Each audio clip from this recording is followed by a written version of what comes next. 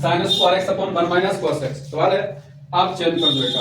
हम sin square x को change करें, फॉर्मूला क्या होता है 1 minus cos square x upon 1 minus cos x। sin square का 1 माइनस cos स्क्वायर x होता है अपॉन 1 माइनस cos x। ये क्यों लिखा अपन ने, क्योंकि इस वाले का नीचे सेम मिल रहा है बेटा आपको। अगर हम इसको तोड़ दें, कैसा तोड़ोगे a square minus b square में, तो a माइनस बी और a प्लस बी, और हमने sin स्क्वायर x को चेंज किया 1 माइनस cos स्क्वायर x में, तो ये हो जाएगा आपका 1 माइनस cos x और 1 प्लस cos x बटे में 1 minus cos x। 1 minus cos x से 1 माइनस cos x क्या होगा आपका कट जाएगा, तो बचेगा क्या समाकलन 1 प्लस cos x। अब 1 का समाकलन x होगा और cos का समाकलन sin प्लस c।